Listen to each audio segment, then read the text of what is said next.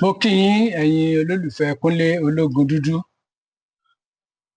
Èmi ọ̀rẹ́ yín, ọmọ yín Kúnlé Ológun Dúdú, ọkọ sọ́jà ọkọ òṣèlú, ọkọ ṣoṣo ọmọ líle tóòdù àbí irúnmọlẹ̀ tí ń pèdè àrà. Mi ò fẹ́ dá sí ọ̀rọ̀ Àgbàlá Gabriel, mi ò fẹ́ dá sí, ṣùgbọ́n àwọn pàdí mi, àwọn olólùfẹ́ mi, àwọn bàbá, àwọn màmá, àwọn ọ̀rẹ́ ni wọ́n ń pè mí wípé ó yẹ kí n sọ nǹkan kan torí mo ti sọ nǹkan kan nípa ẹ̀rí tẹ́lẹ̀. Tẹ́ bá rántí nígbà ayé Muyideen pẹ̀lú bàbá Suebebe Dayọ̀ nígbà yẹn. ẹ̀yin èèyàn wa àwọn bàbá wa tí a mọ̀ sí Kúnlé Ológun Dúdú ó ti jáde o wọ́n ti jáde o wá sọ̀rọ̀ nípa ọ̀rọ̀ Àgbàlá Gabriel. Wọ́n ní orí ẹ̀dẹ́ ní Àgbàlá Gabriel ń ṣe, wọ́n ní kì í ṣe oore gidi, kì í ṣe oore tí ó wá látọ̀dọ̀ Ọlọ́run. Ẹ̀yin wa ẹ jẹ́ ká gbọ́ nǹkan tí bàbá yìí sọ. Mo ní àwọn nǹkan tí ọkùnrin yìí ń ṣe ó dàbí orí ẹlẹ́kẹ̀ẹ́dẹ tó lọ́wọ́ kan nínú. Ọ̀pọ̀lọpọ̀ àwọn èèyàn tí wọ́n ń jẹ ń bẹ̀ àtàwọn tí ò jẹ ń bẹ̀ torí ìfẹ́ tí wọ́n ní sí àwọn ètò yẹn nígbà yẹn, wọ́n bẹ̀rẹ̀ sí bú mi. Mo rí kan ẹlẹ́nu pẹlẹbẹ ọmọ kan tí ò lẹ́kọ̀ọ́ lé tó gbé mi sórí aago tó ń pe rẹ̀ ní Ìyálájé orí atẹ́gùn láì sọ fún mi, tó ń bá mi sọ̀rọ̀ lórí ọ̀rọ̀ Àgbàlá Gabriel.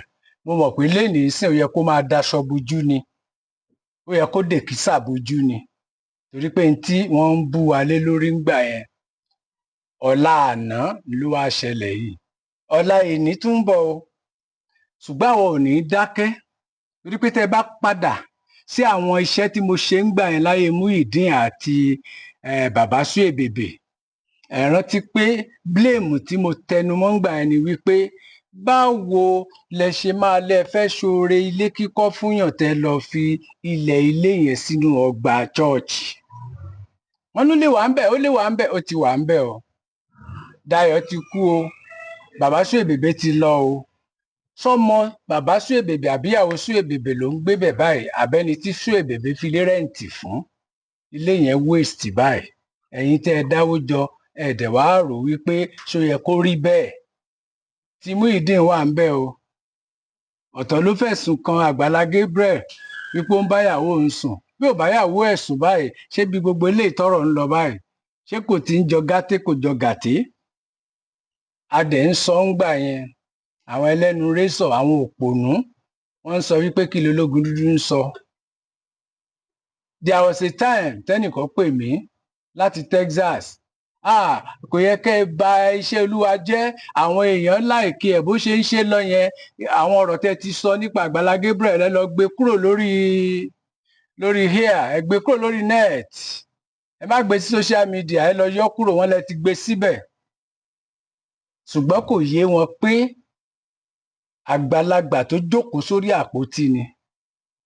Ohun tó máa rí, ọmọ kékeré tó gorí ẹṣin ò lè rí. Ohun tójú yín ò tó ń gbà yẹn lẹ̀ ń rí yìí o. Ohun tó lógun dúdú ń rí tẹ́yin ò rí, táwa mọ̀ tẹ́yin ò mọ̀ ń gbà yẹn lọ́hùn-ún, ẹ̀kọ́ ẹ̀ ti ń kọ báyìí. Àwa ò lè criticize ẹni tó bá ń ṣe dáadáa tó bá jẹ́ pé ọwọ́ ẹ̀ mọ́. Àgbàlá Gabriel kò wà transparent nínú gbogbo nǹkan tó ń ṣe. Ara ariwo tá a pa ń gbà yẹn ni pé ẹ má gba owó ẹni tẹ́ ń tọrọ, ẹ má gbowó ẹ̀ sápò chọ́ọ̀chì, ẹ má gbowó ẹ̀ sápò foundation fake tẹ́ ń ṣe. Eléyìí tó ń kọ́kọ́ máa ṣe rèé o. Tó lówó gbowó sápò, ẹ wo iye tán gbowó kù. Kò ṣèyanu rí o, ara òrìn chọ́ọ̀chì ẹ̀rí afọ́jú ò lajú rí o. Kẹ́ ẹ lè mọ̀ pé ara ń jí ni, gèǹjé ní gbogbo ẹ̀. Kò sẹ́nì kankan tó dìde nàró ń bẹ̀ o, kò lajú afọ́jú rí o, bárà yìí náà ló ń ṣe fún wọn. A dẹ̀ sọ wípé kẹ́ni tó ń ṣe bárà fáwọn èèyàn kó má jẹun, ṣùgbọ́n ìbá tiẹ̀ máa jẹun kó jẹ́ 10%, á jẹ́ ìdá 10. Èmi ò ń